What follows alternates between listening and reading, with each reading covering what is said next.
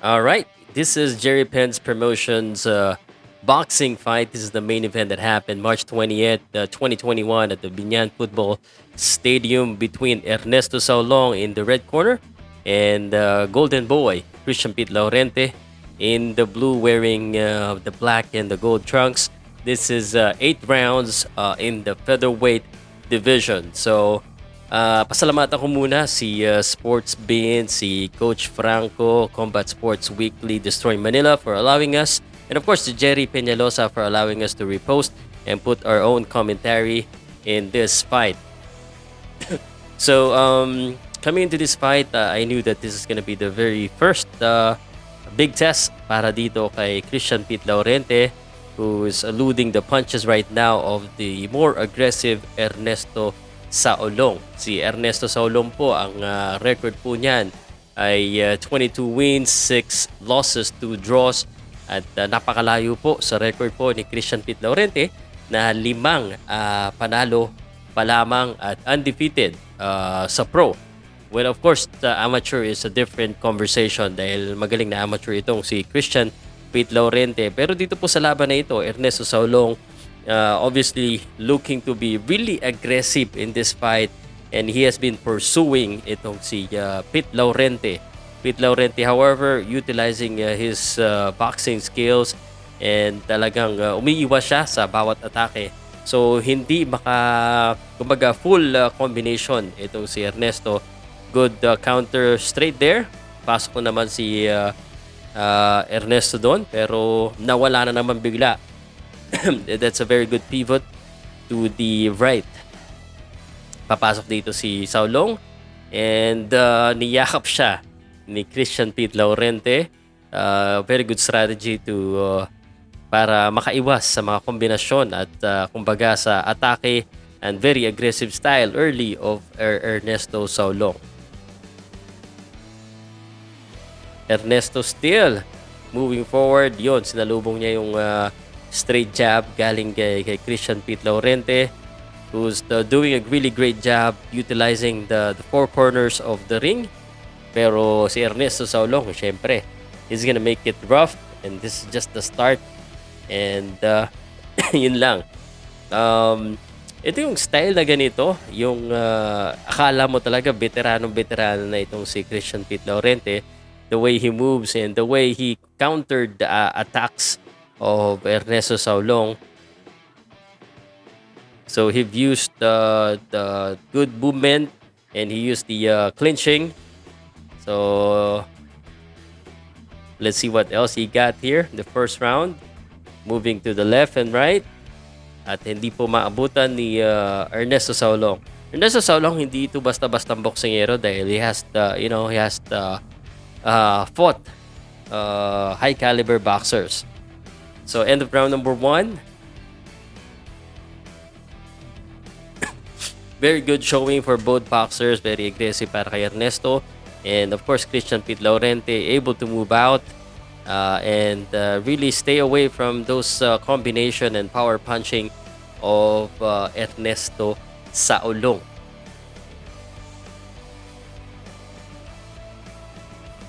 The corner of Criztian Pitt Laurente, that's his father.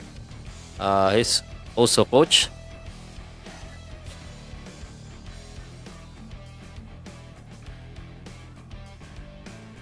Criztian Pitt Laurente, sa mga hindi po nakakalam, he is taller at 5'7.5" against 5'5.5" po itong si Ernesto Saulong.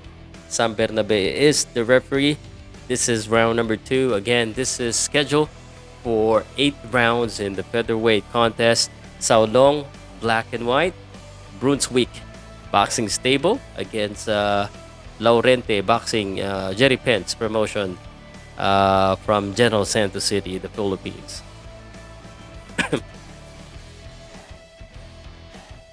Saulong trying to attack again.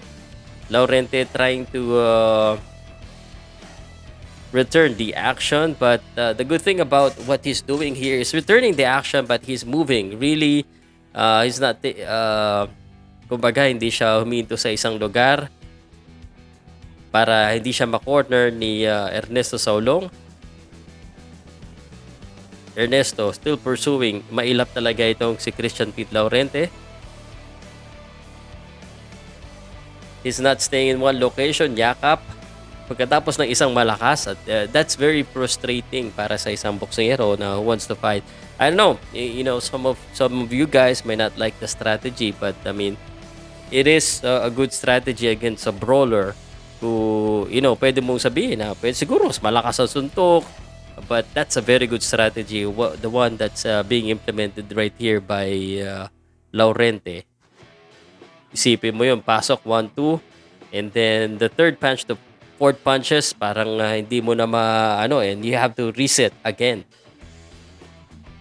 Yakap uli. After 1-2 punch na walang tumama. So, very frustrating night so far para fight for Ernesto Saulong. Was really looking to engage here. Had a little bit of success. May pumasok din. Tinulak siya agad ni Criztian Pitt.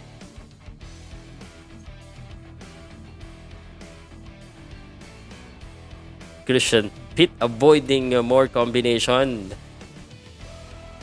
Utilizing the jab. Trying to stay away from Ernesto Saulong.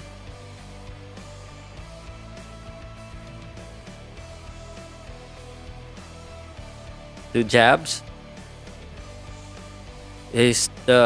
Laurente is trying to stick combination, and pag nakapasok na itong si Saulong, yayakapin niya na, i-clinch niya na.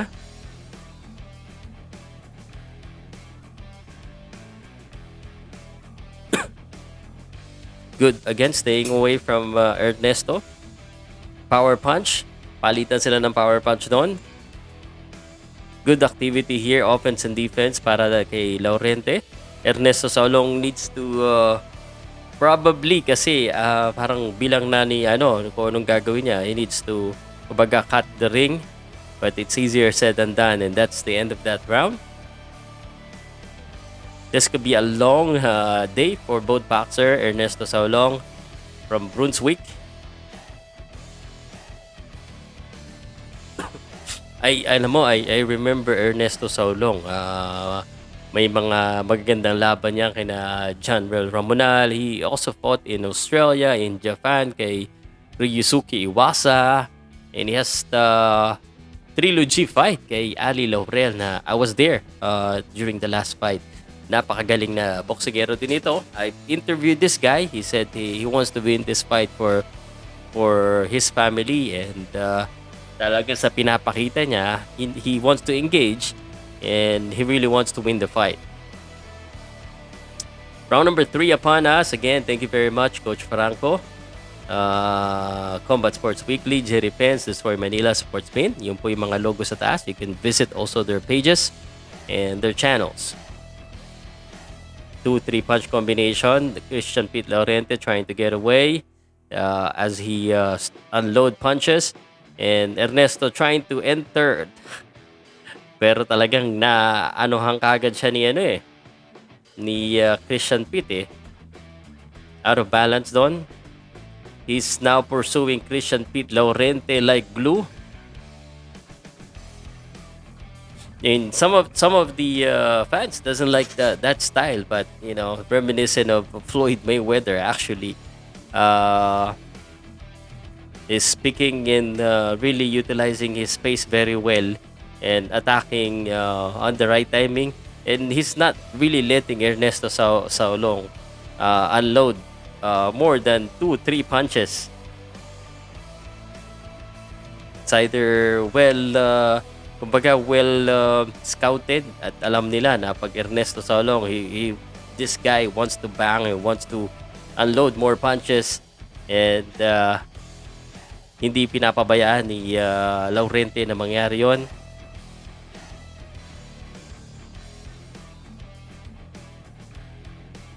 To the body. Ernesto inching closer. Sumusubok pumasok. Needs to cut to the right. Nayakap na naman siya dito. Hindi talaga siya kumbaga sa kotse. Hanggang primera lang. Hindi maka full throttle Ito na. The strategy has been very frustrating dito kay Ernesto Saulong. He's still attacking. 1-2. Stick jab para dito kay Criztian Pitt Laurente. Criztian Pitt, again, avoiding the confrontation inside. Trying to stick on the outside. 1-2 punch. The exchanges there. Yun. Ito na. Ernesto trying to move forward. Nilaglagan na naman siya ng isang suntok.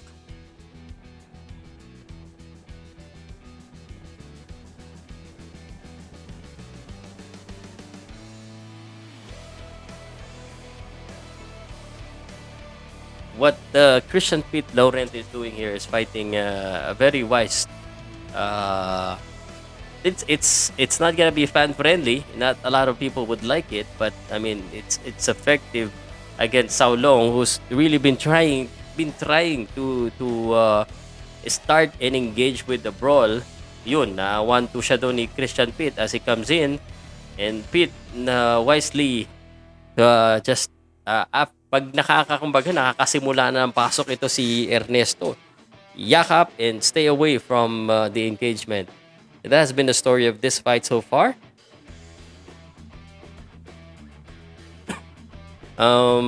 So for this fight, let's see what are the option of Ernesto Saulong kung ganitong niyayakap siya at talagang hindi siya makagalaw dahil mabilis itong si Criztian Pitt Laurente in his defense. Siguro, of course, people would say you have to cut the ring para hindi makaiwas. And kita naman natin yung movement ni Laurente is going to the right. Maybe he needs to anticipate better itong si Ernesto Saulong. But he should not stop being aggressive. I think that's his, kumbaga, ito yung strength niya. He just need to maybe time it well. At alam niya nang yayakapin siya ni Criztian Pitt afterwards kasi he doesn't want to engage so much in a brawl, which is, again, very wise thing to do for Criztian Pitt. Para kay para kay Saulong, yun, pasok talaga siya dito. Yun lang, ang hirap yan pag yayakapin ka, you can't really do anything. Good 1-2 again. After hitting a 1-2 punch para dito kay Criztian Pitt, oozing with confidence, and he's really been bouncing. I can understand the frustration here. I mean, kung ako yung boksingero, ang hirap, ang ilap ng kalabang ko. That's frustrating on my end.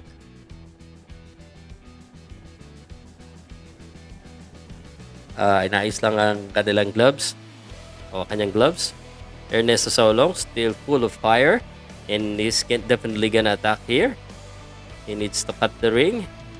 Papasok siya, jab. Oy, walang inabutan doon. 1, 2, 3. Those are scoring punches. And I mean, if it's the scoring that's we're gonna talk about, obviously, tingin ko medyo lamang talaga itong Criztian Pitt Laurente. He's scoring here and being the ring general and controlling the fight. Hindi magawang brawl ito ni Ernesto. Yun, tumama si Ernesto doon. And he needs to continue to make it a brawl. Siguro, pag yumayakap itong si Criztian Pitt, he just need to continue to smash. Pero ang hirap mag-smash Pag, the referee would have to reset again. That's why it's hard for Ernesto to just, kumbaga, ituloy yung kanyang atake. Ito na, 1, 2, 3. A push.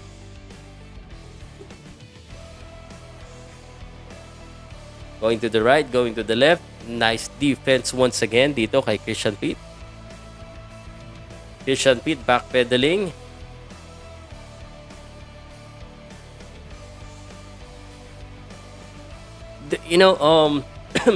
The last time I saw Criztian Pitt Laurente, he was more offensive minded, no? But this time, his defense has really shown a lot of kumbaga, progressive. Um, Again, like what I said, I mean, not all of the fans would appreciate the Floyd Mayweather style, but I mean, it's rather effective in this fight. And talaga hindi makatuloy-tuloy ng opensa itong si Saulong ngayon. Naka 1, 2, 3 din siya doon, nakatama siya doon. But Pitt is just not letting him continue and not give him any rhythm on this fight. 1, 2, 3, and then stay away, and then another clinch. Boxing is a science po, no? It's a sweet science. It's not just about boxing, and that's what is happening right now here. Dito sa pinapakita nito ni Criztian Pitt, is moving left and right, not allowing itong si Saulong to just really take off his offense.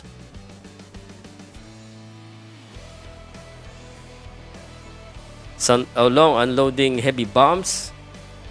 Ang hirap makapasok, ang hirap makahabol dahil masyadong mailap at masyadong palos itong si Pitt Laurente, who has controlled this fight so far. What do you think of the fight, and what do you think about the strategy?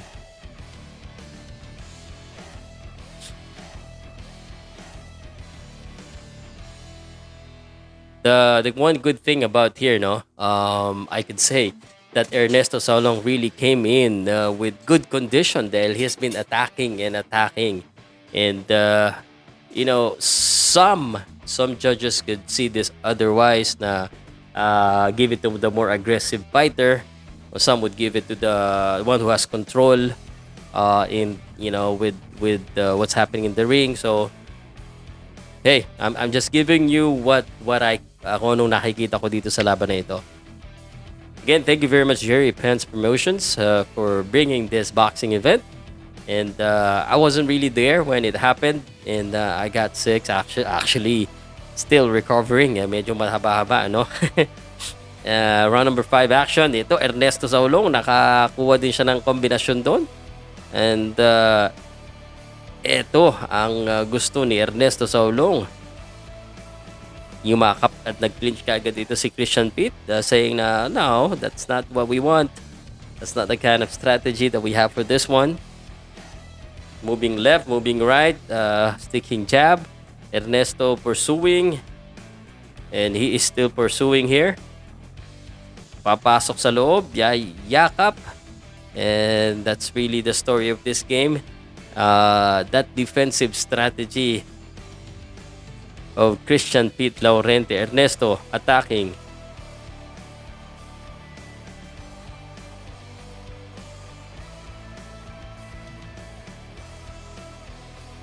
That has been a big improvement dito sa defensive style ni Criztian Pitt.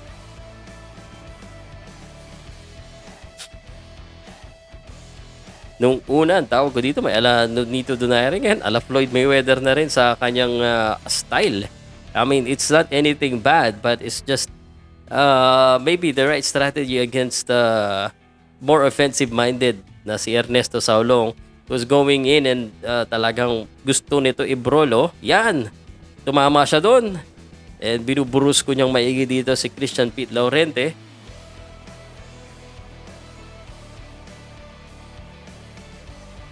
Power na Power na yung i-unload nito. Isang hook no? Yun. It's just hard to get yourself going Saulong still pursuing. So, I would like to ask yung mga nanonood, no? The way this fight is going, obviously, alam na natin, defense versus offense. And what would be your recommendation para dito kay Ernesto Saulong to break this kind of defense na so frustrating, 1-2 punch, get away, pagkatapos sumiscore, susuntok ng isa, dalawa, and then a clinch, and hindi ka talaga kumbaga makaka-score.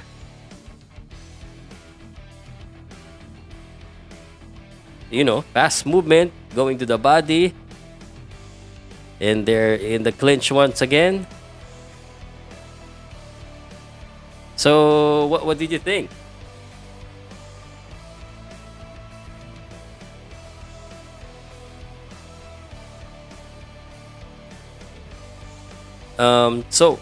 Ito po palang laban na ito ay naganap uli doon sa Binyan Football Stadium sa Binyan City, Laguna, and promoted by GerryPens Promotion. And again, big thanks to Coach Franco and Bean Cuevas, to Destroy Manila, and to everyone at Combat Sports Weekly for allowing me to repost this. And of course, GerryPens, thank you very much. I would have my own copy, but unfortunately, I wasn't able to make it.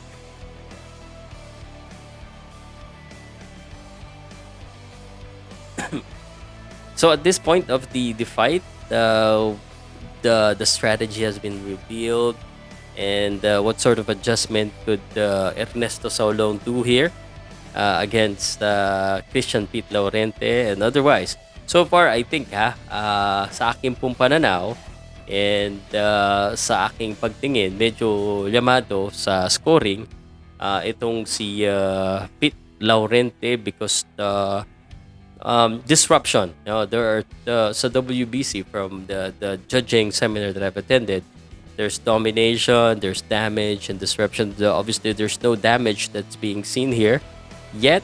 There's none of that. There's no domination, but certainly there's disruption happening because Ernesto Saulong siya yung umaatake dito ng todo, and give credit to him. Talagang very conditions and maganda yung condition na pinapakita niya, but Criztian Pitt Laurente has been disrupting that attack every time na magdadalawa tatlo suntok. That's what's happening, the clinch, and nakakapatak-patak ng suntok itong si patak ng isang straight that went into the face, and that could be a scoring punch, and that's the story. So he's disrupting whatever the attack.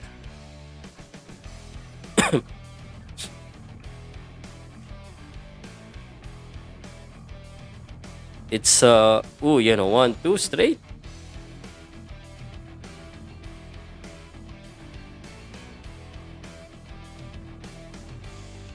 So if you're still with me right now, how do you score the fight so far? Sino sa tingin niyo lamang? And what did you think? What do you think about this kind of strategy na ini-employ? Very defensive ni Criztian Pitt Laurente against Ernesto Saulong. Talagang hindi niya binibigyan ng pagkakataon si Saulong na uminit si Chocolate. Saulong attacking. Still attacking, kumbaga. Walang tigil yung atake niya. Very impressive attack. Yung sipag. Hindi rin natin matatawadan yun dahil wala siyang ginawa from the first to attack and keep attacking. But at some point though, he might need to do something different because ang hirap din hindi mo alam yung mga boksingero, siguro mga may experience diyan. What do you do when ito umaatake siya ganito, and then Criztian Pitt Laurente either push you away, go to the right, and give you a clinch. Bibigyan ka ng isang hulog na suntok na ganyan, tapos i-clinch ka. What would you do?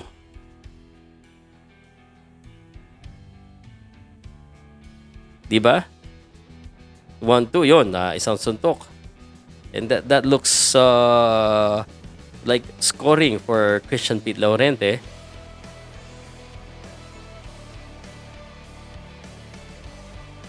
Again, give credit to Ernesto Saulong. He came here to fight 1, 2, 3, and then the clinch, and then Ernesto need to reset again, and then alis na naman doon, and that's it. Story of the fight.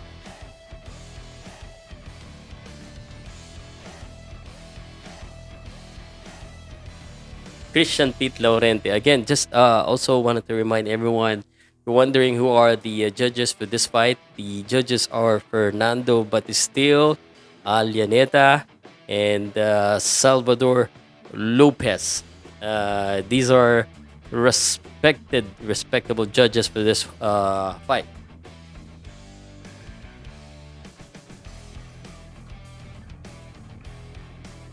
So sa mga nanonood po ngayon dito po sa Powcast Sports, so we really try to support local Filipino boxing. So karamihan po ng mga boxing fights, so you can find it here, original content. And this one, pinaalam po talaga natin to, hindi po tayo nakuha basta-basta ng videos na walang paalam or walang authority sa may-ari at lalo na sa promotion. So thank you very much, GerryPens, for allowing me, and doon sa nag-video.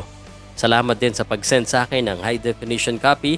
Ito po ay sinend po sa akin. Hindi po ito kinuha sa YouTube or sa Facebook.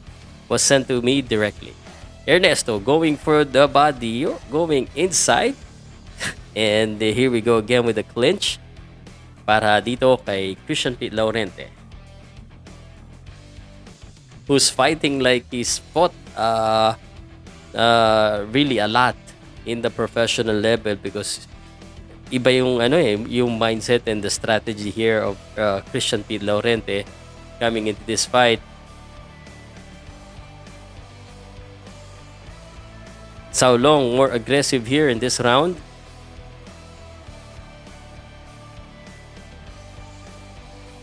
Still pursuing, still moving forward, Ernesto Saulong.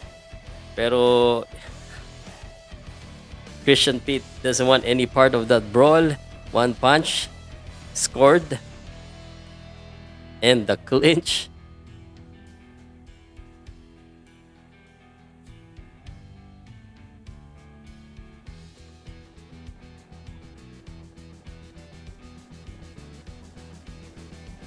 Itong ganito, oh. Ang hirap kasi rin mag-exert ng effort kung ikaw magtutulak and just para kumbaga makipagsuntukan. And Ernesto Saulong has been trying to do that. Criztian Pitt doesn't want any part. Yun, tumama doon ng isang matinding overhand. Tumabot din sa wakas. Pursuing.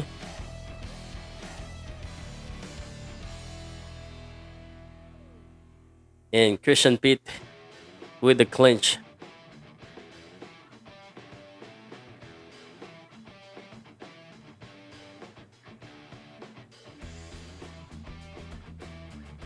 Yung style dito, Ernesto, he knows that he needs to catch up.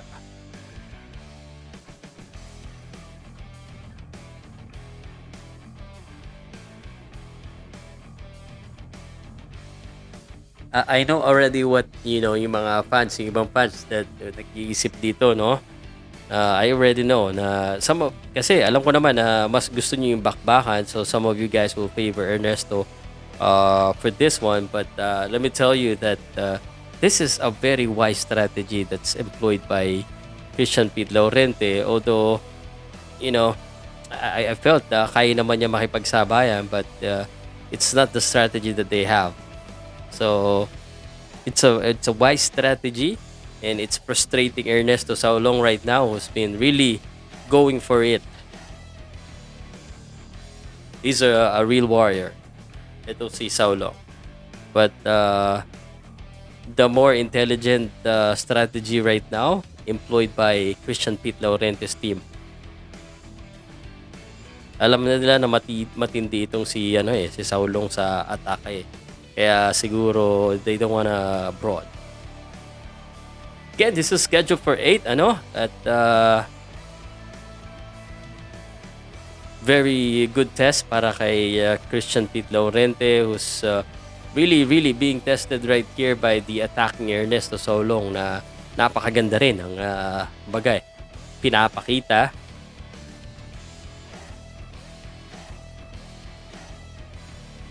It looks like they might go to the full rounds here. And indeed, 8th round, final round. The last chance of each of the boxers para magpa-impress. Let's see if there's anything different na ipakita ni Criztian Pitt or ni Ernesto Saulong.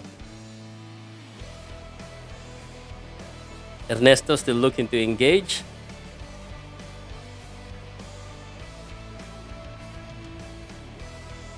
One, two, three. Pasok na pasok yung straight jab.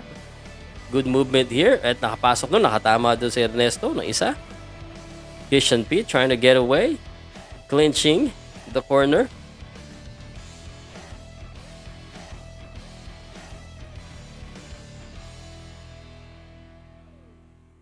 Oh, and they are down.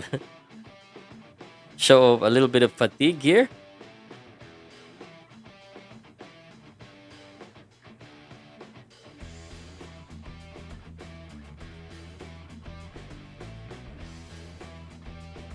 And let's go.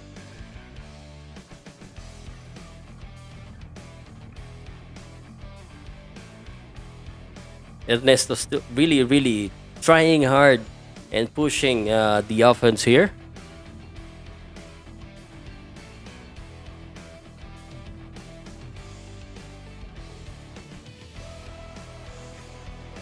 Counter attack para kay Pitt. Pitt clinching once again.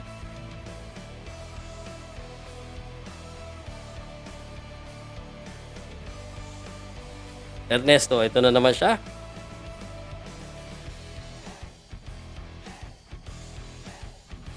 The way this is going, it would ang hirap mapasok nito ni Criztian Pitt sa ginagawa niya. Yan, nakapasok din, nakakaliwa. But not enough para makakombo pa ito si Ernesto with that clinch.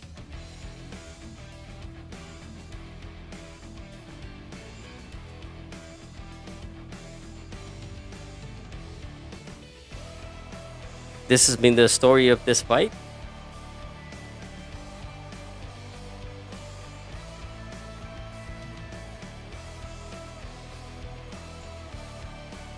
Ernesto knows na medyo, I think he's way behind, he's behind on score. And talagang sumusubok siya pumasok dito.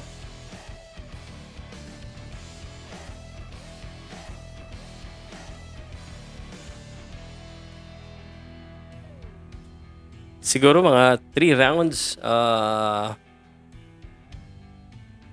to 4 rounds ang ito kay Ernesto from maybe 2, 3, 4 rounds kay Ernesto because of the offense, but overall siguro from what I'm seeing here, yung defense has played a big factor in this fight. And Criztian Pitt Laurente down, not because of a punch but because of finally a big test is over against Ernesto Saulong na napakasipag dito sa laban na ito. And he goes there and congratulate his opponent. So we shall await for the final decision and the winner for this one. I would like to know who you think won this fight and anong masasabi nyo sa dalawang boksingero na nagpakita ng kanilang mga strategy dito sa laban na ito. So let's wait for that decision. We are now waiting for the scorecards. About 77-75. Alianeda has it 77-75. And Salvador Lewis scores about 78-74. All for the winner by unanimous decision. We got a unanimous decision winner. Golden Boy, Criztian Pitt Laurente.